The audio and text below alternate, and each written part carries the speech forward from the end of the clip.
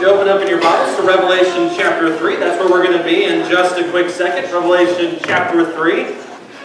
I appreciate all the men that took part in the worship service this morning, as well as our visitor. I don't know if you noticed that we had a visitor leading singing this morning, a Mr. Colton Clumpton led singing this morning. I thought did a fantastic job. I don't know if anybody was noticing, but we have our two normal clickers that are gone this morning. And so Colton was trying to lead singing with his right hand, click with his left hand, and watch the slide ahead of where he actually was there for a little bit. So there's a lot of things happening for anybody who knows what that feels like to lead singing and try to click at the same time.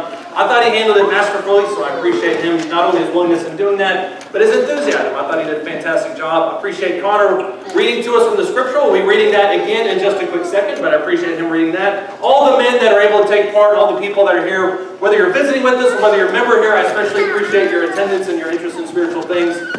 There's a church that's located in South Dallas, I think it is, and you can see it there on the screen ahead of you. I think it's located off of 635 South. I'm not for sure on that, but it's a church that is an absolute monster, and I mean that in terms of size. This place is an absolute behemoth, but it's called the Potter's House. And you may be familiar with what I'm talking about. If you've seen it when you drive by, you notice that it's just a gigantic building. And there's a lot of people that attend there. I think last time I checked, there was well in excess of about 5,000 or 10,000 people. But the staff alone, the numbers that people that work there should give you some impression of how many people attend there. Potter's House in Dallas has a staff of over 400 people. They have 16 different ministry programs led by 7 different associate pastors, 2 campus pastors, a 6-person executive team, a first lady, and a mayor, and then an actual executive pastor. And if you are familiar with the Potter's House, you're probably familiar with who the executive pastor is. It's a man that is a towering behemoth of a man. He goes by the name Bishop T.D. Jakes. And this guy is taller than me, probably outweighs me by 100 pounds. And his personality and his charisma is just as intense as his physical presence. And I don't care what you think about the church, I don't care what you think about him or what you think about that situation, he is captivating to listen to. And so because of that, he's been able to amass close to 5,000 or 10,000 people that worship at their assembly every Sunday morning. There's a statement that's made about him on their website. This is what they say about T.D. Jakes himself. They say that he is a ministerial and business visionary, an entrepreneurial trailblazer, altruistic philanthropist, and spiritual shepherd to millions around the globe. I actually asked the elders if I could put that on my office door. They obviously said I couldn't. But that's a lot of titles for somebody who really just fulfills what should be just one purpose. He should just be a preacher, lead the pastoring to the actual pastors, but he has a lot of different hats. And if that didn't impress you, then the vision statement for the church itself should, because this is the vision statement for the Potter's House in Dallas. They say, we are a ministry that is founded on biblical principles. We serve in the spirit of excellence with integrity and compassion for our community, our nation, and our world. We have established a reputation for reaching the lost and broken, and to minister and to serve them with the utmost level of dignity and respect. We are recognized for our dedication to academic and spiritual excellence and mentoring and supporting spiritual leaders. Our environment inspires maximum participation, promotes personal satisfaction, and supports and molds effective leadership. Now, I am not in the business world. This is my sphere right now. But I'll tell you, as far as vision statements go, that's pretty impressive. If you're looking for a vision statement that tries to embody a whole bunch of different ideas all at once, to me, I don't know if you can craft one, maybe a shorter one, but you can't craft a much better one than that. The problem with this one is this is not defining a Fortune 500 company. This is not defining an organization that has offices around the globe. This is talking about a church. And what's missing from this entire vision statement, and I don't know if you've noticed it, but what's missing from this entire vision statement is Jesus. That's the one thing that should be a part of that church. That should be the thing that the whole vision statement is written around if you're going to craft one. That should be what that mission statement is about. And what you look at when you look at churches in the world, and this isn't the only church that's like this, but when you look at the churches around the world, what you notice is that it's very possible for people to get together and to sing about Jesus, to pray towards Jesus, but never at any point in their services actually talk and worship Jesus. And when you look at what Jesus says in Matthew the 16th chapter, when he says, upon this rock I will build my church, that is a possessive noun. It's not something to be hijacked by any other person. It's not something to be switched over and geared around a different purpose. That is a possessive noun that says, I will build my church, and the gates of Hades will not prevail against it. We cannot come in as any entity, as any body claiming to be a church, and hijack it for purposes, quite frankly, that the Scriptures gave us no leeway to do. I think when you look at Revelation, the 3rd chapter, you see a church that was inching slowly towards this. In Revelation, the 3rd chapter, starting in verse 14, this is a passage that's probably familiar to a lot of us. This is the written, or the message to the church at Laodicea. And so it says, the angel of the church in Laodicea, write the Amen, the faithful and true witness. The beginning of the creation of God says this. And notice how he identifies himself right there at the outset. That gives credence to what's about to happen. Verse 15, he says, I know your deeds, that you're neither cold nor hot. I wish that you were cold or hot. But because you're lukewarm and you're neither hot nor cold, I'm going to spit you out of my mouth. Because you say, I am rich and have become wealthy and have need of nothing, and you don't know that you are wretched and miserable and poor and blind and naked, I advise you to buy from me, verse 18, gold refined by fire, so that you may become rich, and white garments, so that you may clothe yourself, and that the shame of your nakedness will not be revealed, and eye salve to anoint your eyes, so that you may see. Verse 19, those whom I love, I reprove and discipline. Therefore be zealous and repent. In other words, if you're wondering why I'm so harsh on you, it's because I love you. That's what God is saying right there. Verse 20, behold, I stand at the door and knock. If anyone hears my voice and opens the door, I will come into him and will dine with him, and he will dine with me. He who overcomes, verse 21, I will grant him to sit down with me on my throne, as I also overcame and sat down with my Father on his throne. He who has an ear, let him hear what the Spirit says to the churches. What the angel says to this church at Laodicea essentially is, you guys need to wake up. And the things that he accuses this church of are all over the place. He accuses them of this just outright arrogance, this condescension, this pride that these people have in claiming to be somebody, when in reality God knows good and well what those people are about. He knows that this is a church that's more obsessed with themselves than they are with Christ. And so because of that, he says, you guys need to do something. You need to buy eye salve. You need to buy new clothes. You need to buy from me gold. But you need to fix the problem. And ultimately what the problem with this church was is a problem that's not just contingent on churches, but is a problem with sometimes us as individuals. It's a problem with perception. He doesn't go into the nuts and bolts like he does in other churches and say, this practice is wrong. He doesn't say, I don't like that you're doing this. The problem that God addresses with them is perception. You think that you're something, when in reality you're not. And all of us know people like this. All of us know people that claim to be somebody. Diotrephes was somebody like this. Theudas was somebody like this in Acts chapter 4. But we all know people who claim to be somebody but are very empty on the inside. There's no substance there. And that's essentially what God is telling this church.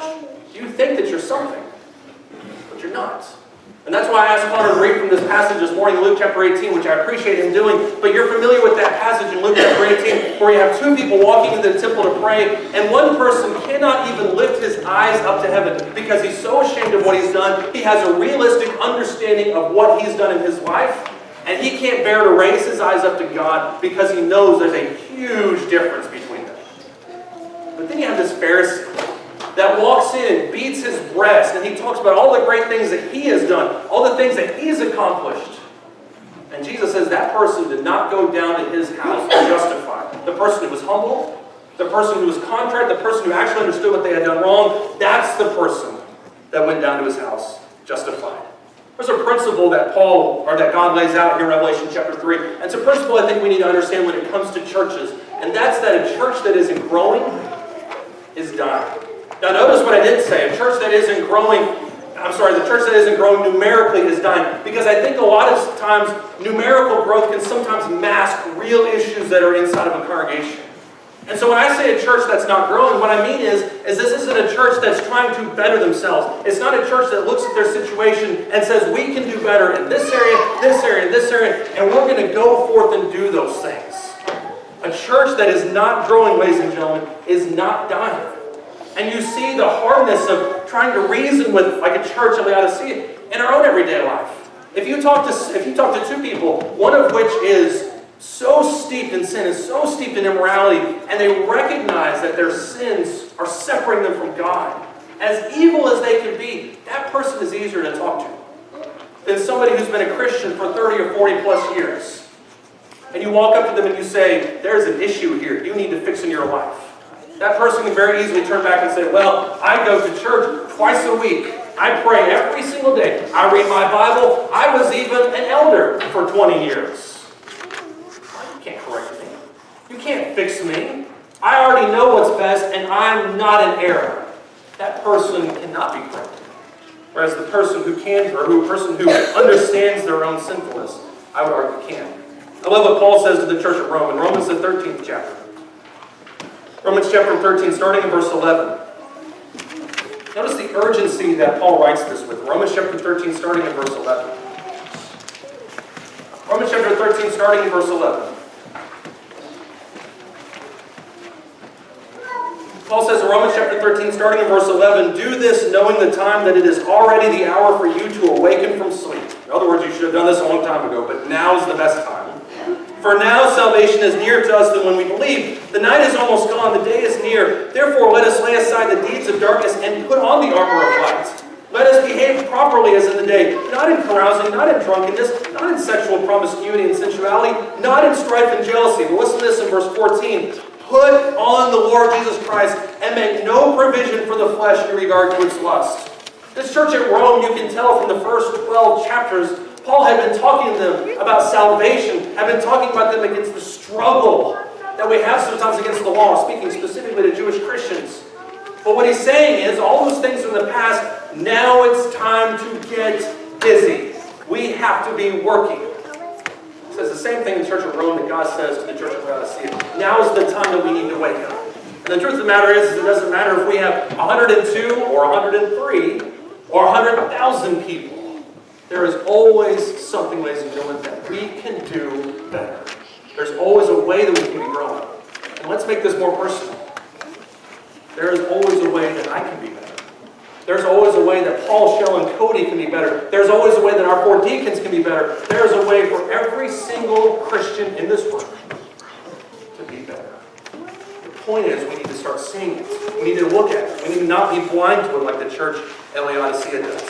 If you look back at Revelation chapter 3, God has a few outlines, a few kind of basic ideas to help them get back on track. And he puts all of them in Revelation chapter 3 and verse 18. And when he leads all of this off, and it seems very metaphorical, it seems kind of, what is he talking about? But I think when we look at them, all 3 of them will make perfect sense. Because in Revelation chapter 3 verse 18, what he essentially says right at the outset is you need to buy my gold. Now, all 3 of these things have cultural connotations for the city of Laodicea as a whole, but this one, I think, is one of the biggest ones. Because he talks about it in an economic sense. Don't go off and trade and have commerce with other people. Buy my gold. Now, if you know anything about Scripture, you know that the idea of gold has an interesting connotation to our Scripture. Peter talks about it. 1 Peter chapter 1, starting in chapter 1, starting in verse 6. And what Peter says in 1 Peter chapter 1 kind of carries over to a lot of other aspects. 1 Peter chapter 1, starting in verse 6. If I ever get there, I'll read it to you. 1 Peter chapter 1, starting in verse 6. Peter writes, in this you greatly rejoice, even though now for a little while, if necessary, because you have been distressed by various trials, so that the proof of your faith, being more precious than gold which is perishable, even though tested by fire, may be found to result in praise and glory and honor at the revelation of Jesus Christ. I think my son's about to be tested with fire here in a second.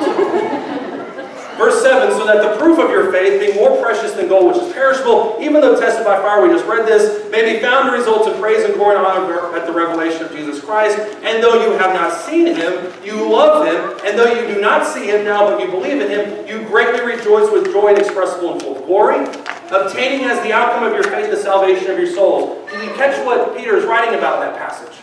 What Peter is saying in 1 Peter chapter 1 and verses 6 through 9 is, you have this little nugget of faith. You have this belief in God. You have this understanding of who Christ is. But that understanding, that faith, that belief, that's about to be tested specifically, as Peter would talk about both epistles. It's going to be tested by fire. It's going to be tested by persecution. And what you'll find at the outset of them is that all the impurities, all the things that you thought were important, all the things that you used to hang your hat on, all the things that you used to really put your trust in, those things are going to be going by the wayside. A lot of them will. And the only thing that will truly matter at the end of that is whether or not you persevere through those fires. And so when God talks about Revelation chapter 3, buying his gold, I don't think he's talking about exchanging out your dollars to go back to the gold standard and have this huge chunk of gold so you're literally, that's not what he's talking about. He's talking about struggle. He's talking about perseverance. He's talking about the faith that is refined by fire. Let's put it in a more real-world application. Every one of us sit in churches, in this church, other churches at various times, but we sit in churches on Sunday, we sit in churches on Wednesday, and we learn about God. But how often do we take that faith out into the world and really put it into practice? How often do we really stand up to our own temptations and our own trials and make a bold declaration, I am not going to follow that? Ask again. We all talk about evangelism. But how often do we go up against our friend that we know has been not living according to God? And we know that that conversation eventually is going to be tense. How often do we put our faith on the line? Really test it to see what comes out on the other side. How much do we purposefully grow in our lives? When he says buy his gold, I think that idea of struggle, that idea of perseverance is exactly what he's talking about. Paul says the exact same thing in 2 Thessalonians. Look in 2 Thessalonians chapter 1. 2 Thessalonians chapter 1, starting in verse 3. 2 Thessalonians chapter 1, starting in verse 3. What Paul has to say here. He says, we ought always to give thanks to God for you, brethren, as is only fitting, because your faith is greatly enlarged, and the love of each one of you towards one another grows even greater. Therefore, verse 4, we ourselves speak boldly or proudly of you among the churches of God for your perseverance and your faith in the midst of all of your persecutions and the afflictions which you endure. This, verse 5, is a plain indication of God's righteous judgment, so that you will be considered worthy of the kingdom of God, for which indeed you are suffering. Did you notice what Paul does in that passage? What Paul does in 2 Thessalonians chapter 1, verses 3 through 5, is he connects the struggle and the perseverance and the pain that these people are going through. He connects it to their own growth as a church. And even though you're persecuted, and the church at Thessalonica, Paul knew was persecuted. He was run out of town. That was, obviously, he was run out of town a lot. But that was one of the places he was chased out of town with people hurling stones at him.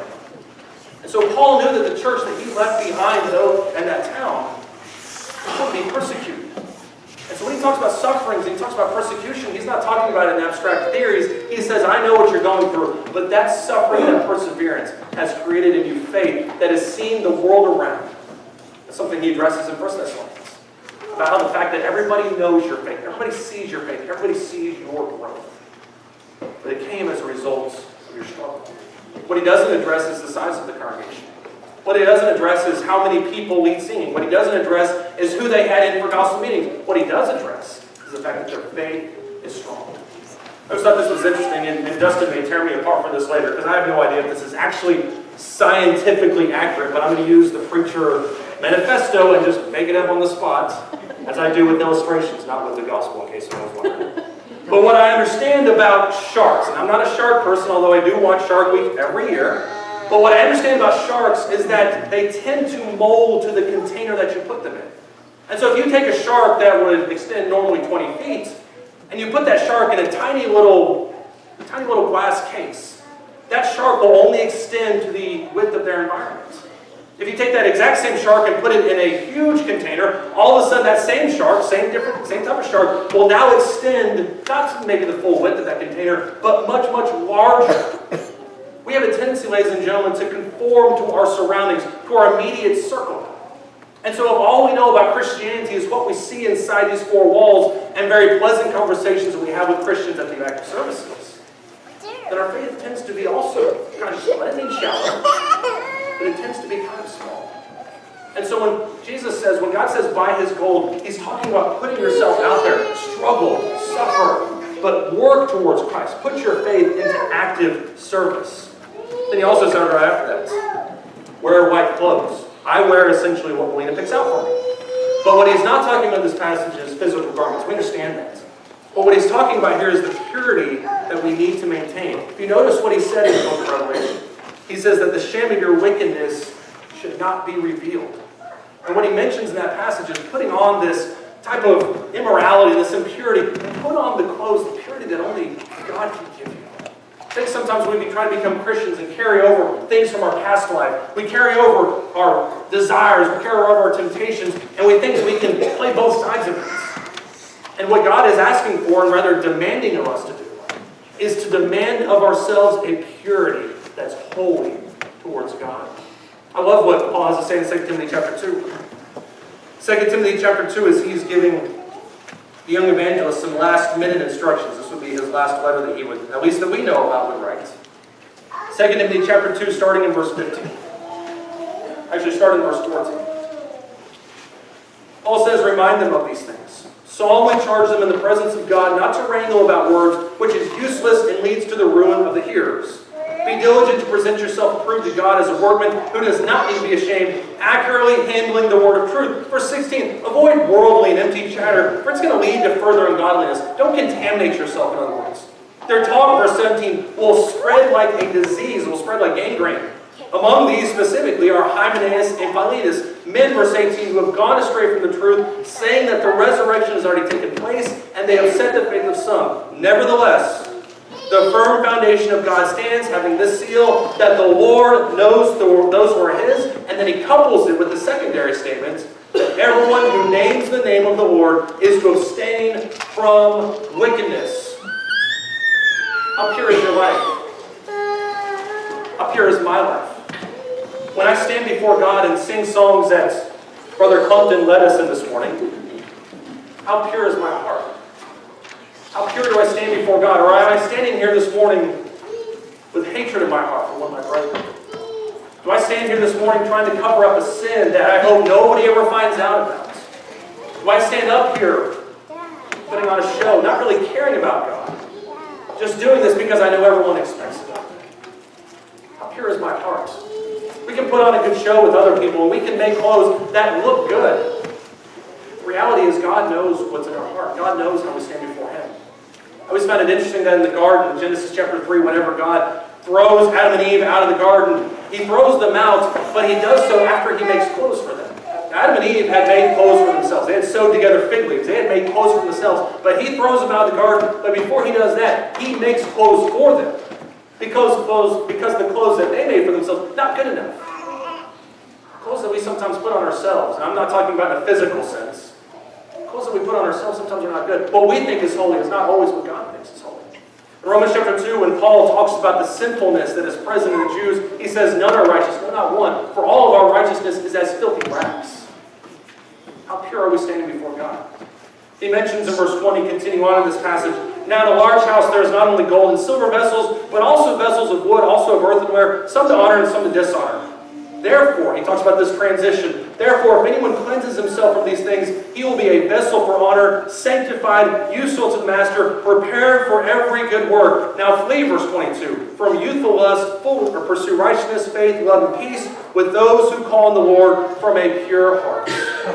Ladies and gentlemen, we cannot be fighting for God if we're still in league with Satan. We cannot be standing up for righteousness if we still have an attachment to the ungodly. We cannot teach other people how to be pure if we're still trying to live on borrowed time for our past life, trying to live remnants of an impure life. We need to wear white clothes. We need to clothe ourselves with the godliness and with the purity that God demands. And we need to be zealous about that. He also mentions there in that passage, in Revelation chapter 3, verse 18. He says, I want you to anoint your eyes. We talked about how Laodicea, and this letter to Laodicea, has a bunch of cultural stamps on it. This is one of the other ones where Laodicea was known for having this eye salve that people traveled for miles around to come to. Where they thought if they put this eye salve on their eyes, then they would all of a sudden be able to see again. And it works in a lot of ways, as much as rudimentary medicine would. But what he's alluding to in Revelation chapter 3 is this same type of idea. If you have an eye infection, if you're blind, if you can't see, then you can't really know where you're going. You don't know what the path is. And so as he mentions here in this passage, anoint your eyes, see the path, move forward, but know where it is that you're going. In John the 9th chapter, there's a fantastically ironic story. It's ironic for a whole bunch of reasons. We're going to touch on one. Look at John the 9th chapter. Starting in verse 1. To me, and John has a lot of fantastic stories. It's a very conversation-heavy type of book. But the story in John 9 is one of the most underrated, and yet to me, one of the most impactful stories. Because it shows, as we've talked about, the purity, the simplicity of following Christ. But I want you to notice the backdrop here in John the 9th chapter, starting in verse 1. It says, as he passed by, that's Jesus, he saw a man blind from birth. And his disciples asked him, Rabbi, who sinned? Was it this man or was it his parents that he would be born blind? Notice how they just assume that sin is the cause of his blindness. Jesus answered in verse 3, it was neither about this man's sin nor his parents, but it was so that the works of God might be displayed in him. Now I think the main idea here is to talk about it in terms of the miracle workings of God. But I think we can learn a lot of lessons from this story. In verse 4, he says, we must work the works of him who sent me as long as this day. Night is coming when no one can work. Verse 5, while I am in the world, I am the light of the world. Now when he said this, verse 6, he spat on the ground, made clay of the spittle, and he applied the clay to his eyes. And he said to him, go wash in the pool of Siloam, which is translated sent. So he went away and washed, came back saying, therefore the neighbors, and those who previously saw him as a beggar were saying, is not this the one who used to sit and beg? And others were saying, this is he. Well, still others were saying, no, but he's like him. He kept saying, I am the one. And they were saying to him, now then were your eyes open? And he answered, the man who is called Jesus made clay, anointed my eyes, and said to me, go to Siloam and wash. And I went away and washed, and I received sight. And they said to him, where is he? He said, I don't know. What's interesting about this story is not the fact that this man was born blind. That's interesting enough. What's also interesting about this story is the fact that Jesus heals him in a very interesting way. Jesus does miracles in a diverse set of circumstances to prove that he has a power over everything, authority over everything. And so what he does in this passage specifically is he spits on the ground, he makes clay, puts on his eyes, and now all of a sudden this person can see. But there's a big issue with this story, as John points out in John chapter 9. The big issue is that Jesus does all of these miracles, or does this miracle on the Sabbath. And as anyone who's familiar with the Pharisees and the Sadducees know, that's going to send them straight into orbit. The Pharisees and the Sadducees rise up against Jesus, and the only thing they care about is that this man was healed on the Sabbath. What a blasphemous move against God. And this dialogue between this blind man and Jesus, eventually with the Pharisees, is worth its weight in gold. I want you to jump down to verse 35. In John the 9th chapter, verse 30. These people are asking him, or telling him, this person that healed your eyes, we don't know anything about him. We don't know, he claims to be God, but we don't really know where he's from. In verse 30, the man answered and said to him, well, here's an amazing thing, that you do not know where he is from, and yet the only thing I know is that he opened my eyes. And notice how the blind man then preaches to him. We know, verse 31, that God does not hear sinners, but if anyone is God-fearing and does his will, he hears him. Since the beginning of time, it has never been heard that anyone opened the eyes of a person born blind. If this man were not of God, he could do nothing. They answered him, you were born entirely in sins, and are you teaching us? Then they put him out. Notice the antagonism that they have towards him. Verse 35, Jesus catches up with him. And he says to him, do you believe in the Son of Man? And he answered, who is he, Lord, that I may believe in him? Jesus said to him, you have both seen him, and he is the one who is talking with you. And he said, Lord, I believe. And he worshipped him. And Jesus said, for judgment I came into this world, so that those who do not see may see, and that those who see may become blind. Those of the Pharisees who were with him heard these things and said to him, we are not blind too, are we? Verse 41, Jesus said to him, if you were blind, you would have no sin. But since you say we see, your sin remains. Notice how verse 41 perfectly encapsulates not only this story, but also the story of the church of Laodicea. This was people, the Pharisees. This was a church, Laodicea, that fully believed they were right with God. And there's nothing wrong with having confidence in your salvation. That's not the point. But the point is that their confidence in God blinded them to their own faults.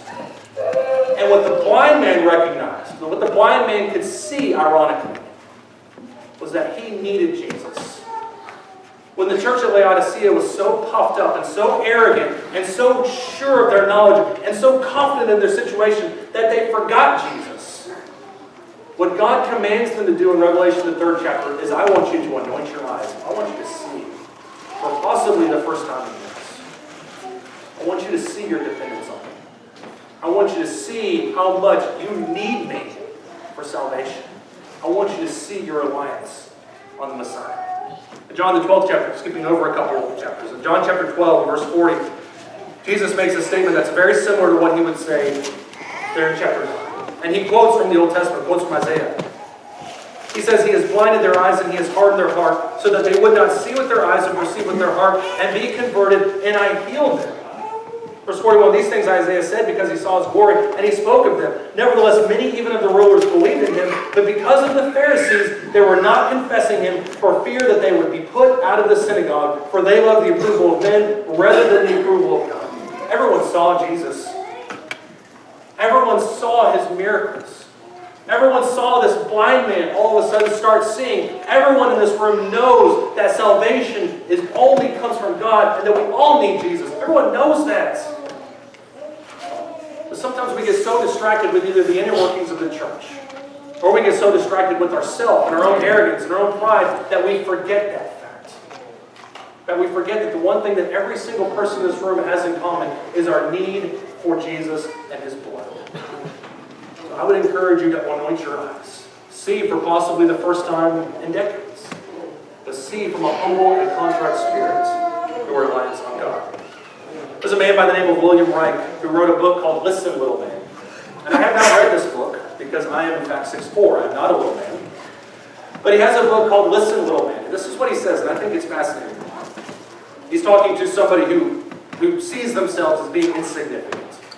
He says, you differ from a great man in only one respect. The great man was once a very little man, but he developed one important quality.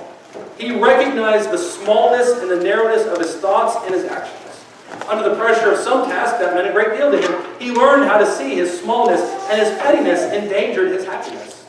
In other words, a great man knows when and in what way he is a little man. A little man does not know that he is little, and he is afraid to know. He hides his pettiness and his narrowness behind illusions of strength and greatness, but they're always someone else's strength and greatness. He's proud of his great generals, but he's not proud of himself. He admires an idea that he has not had, not one he has had himself. The less he understands something, the more firmly he believes in it, and the better he understands an idea, the less he believes in it.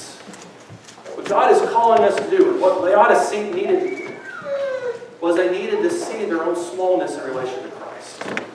That's what every person in the world needs to see ultimately. Every person in this room, every person in the world needs to see their insignificance compared to Christ. Not their insignificance in God, but their smallness compared to Christ. We need to chip away at the arrogance that sometimes creeps into our life and makes us believe that we're something we're not. Lest either we become a Laodicea as a church or a Laodicea as a person. And if you're here this morning and for some reason you have lived your life in arrogant defiance of God, claiming to be something you're not, I humbly and strongly urge you to put that to the side. Bow the humble knee towards God. Put Christ on to the waters of baptism. Buy his gold, wear white clothes, and anoint your eyes so that you can control the world with him. Won't you come?